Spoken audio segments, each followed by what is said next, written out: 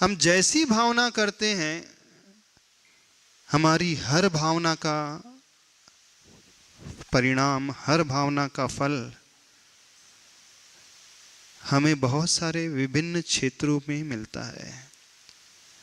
हमारी भावना से हमारे शरीर पर भी अंतर आता है, हमारी भावना से हमारे मन पर भी अंतर आता है, और हमारी उस भावना से हमारी आत्मा में भी अंतर आ जाता है।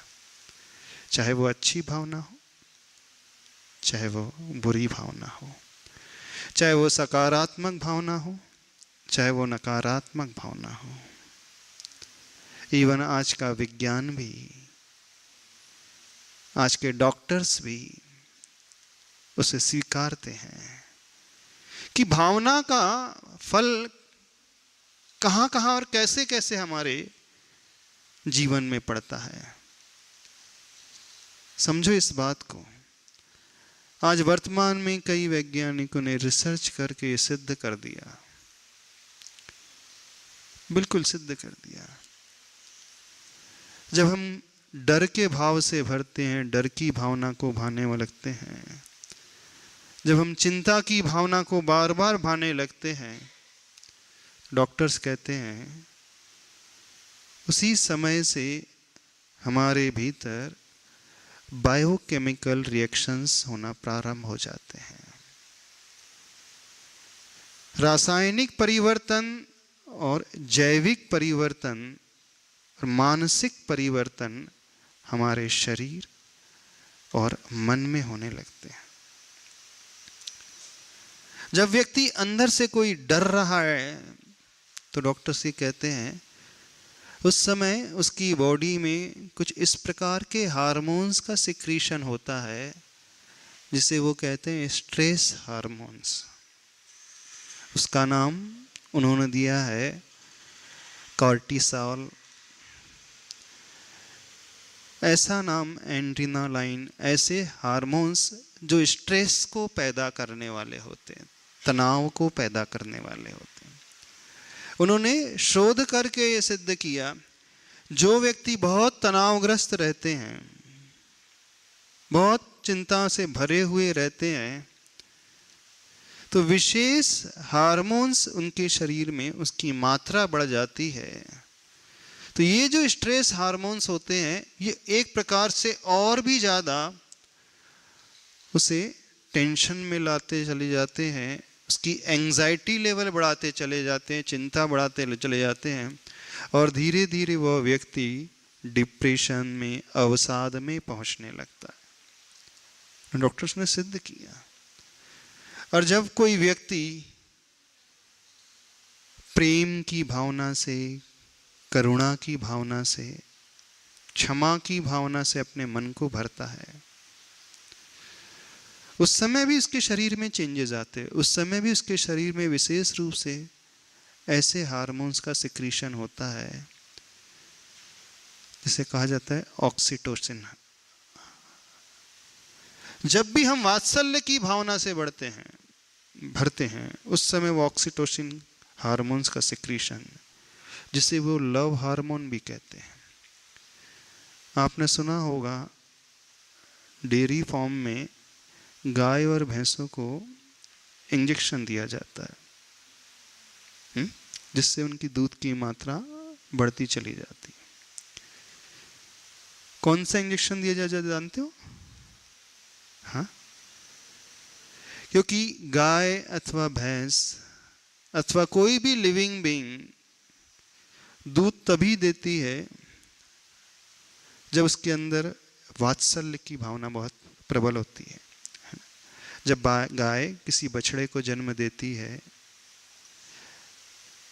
तो उसके मन में प्रेम बहुत उमड़ता है अपने बच्चे के लिए, बहुत वात्सल्य उत्पन्न होता है। देखो न, प्रकृति ने कैसा उपहार दिया है, तभी उस गाय के शरीर में दूध आता है जब वो बच्चों को जन्म देती है। और कोई गाय जो बच्चों को जन्म देना बंद कर देती है फिर उसके शरीर में दूध नहीं आता। आता है? आप बोलते ना अब गाय दूध देना बंद कर चुकी है, भैंस जो है दूध नहीं दे रही है। क्यों नहीं दे रही? शरीर तो वही था, शरीर में कोई परिवर्तन नहीं हुआ। जीव भी वही है, सब कुछ वही है, लेकिन अब उसके शरीर में दूध नहीं निर्मित हो रहा है और पहले निर्मित होने लगा। तो मां के शरीर में दूध की उत्पत्ति ही तब होती है जब वो बच्चों को जन्म देती है।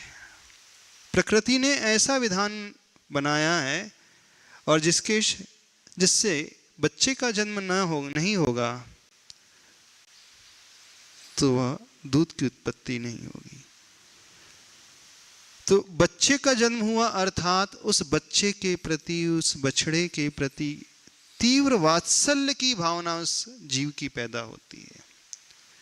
और जब वह प्रेम और वात्सल्य से भरता है तो डॉक्टर्स ने सिद्ध किया कि उनके शरीर में जो केमिकल, जो रसायन का स्राव होता है, एक्सक्रीशन होता है हार्मोन्स का, विशेष रूप से वो ऑक्सीटोसिन। तो इसलिए आर्टिफिशियल तरीके से वो इंजेक्शन के माध्यम से उस प्रकार के हार्मोन्स को एक्सटर्नली प्रोवाइड कराते हैं। वैसे नेचुरल जो होता है मानसिकता के अनुसार स्वाभाविक रूप से, जब परिणाम उस प्रकार के उस गाय के होते हैं, भैंस के होते हैं, उस जीव के होते हैं, तो उस परिणाम का फल क्या होता है, बॉडी में क्या रिएक्शन होने लगता है, क्या चेंजेस नजर आते हैं, उस प्रकार का एंजाइम्स, उस प्रकार का हार्मोन बनने लगता है। अब डॉक्टर्स ने आर्टिफिशियल तरीके से उस हार्मोन को दिया तो उसका प्रभाव, वो हार्मोन का प्रभाव होता है कि उसके शरीर में दूध अधिक मात्रा में पैदा होने लगता है। तो जब भी हम प्रेम के भाव से, वात्सल्य के भाव से, करुणा के भाव से, क्षमा के भाव से भरते हैं, तो उस समय विशेष रूप से ये ऑक्सीटोसिन एंजाइम्स का सिक्रीशन होता है। जब हम बड़े संतोष के भाव से भरते हैं, उस समय भी एक एंजाइम्स निकलता है जिसका नाम है सेरोटोनिन, तभी निकलता है।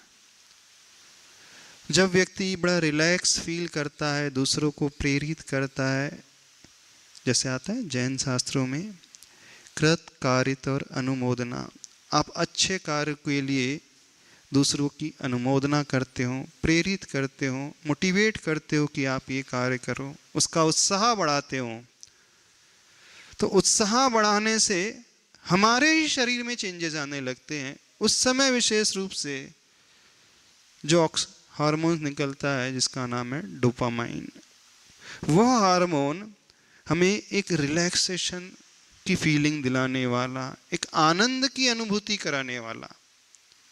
समझो इस विज्ञान को, आज के विज्ञान को समझने की कोशिश करें कि आज का विज्ञान भावनाओं को किस स्तर तक वो रिसर्च करके प्रूव करके हमें दे रहा है कि भावना करने से हमारे शरीर में क्या क्या चेंजेस आने लगते हैं, क्या प्रभाव इन भावनाओं का हमारे शरीर पर पड़ता है।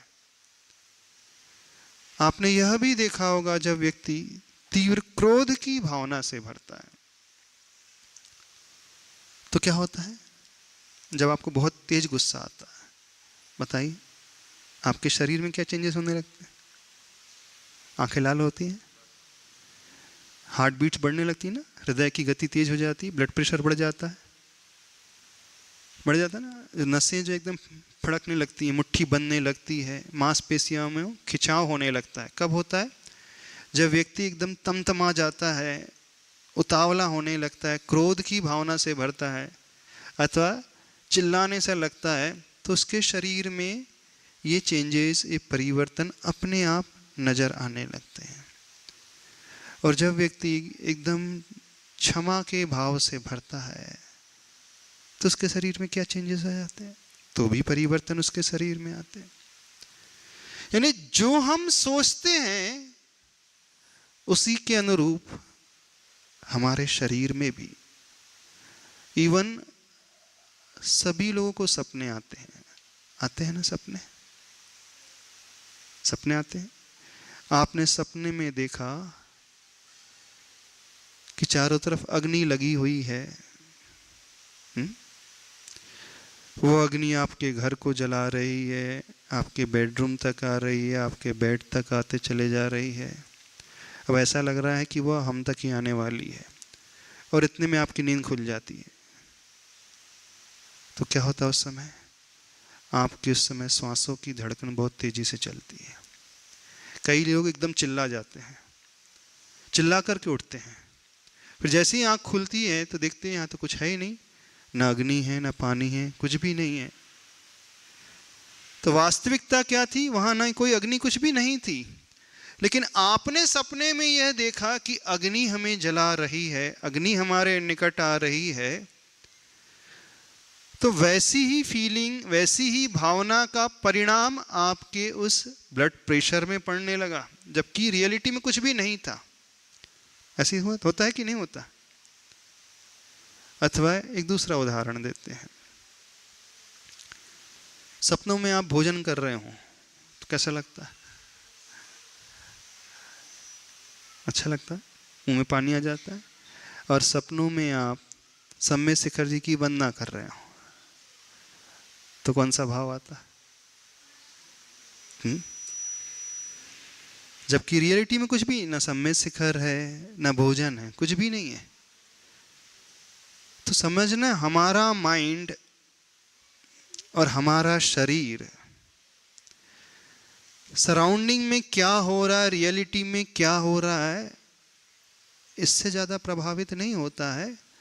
हम क्या विचार उत्पन्न करते हैं, हम क्या भाव भाने लगते हैं, उसी को सत्य मानने लगता है, बिल्कुल वैसा ही मानने लगता है। यदि हम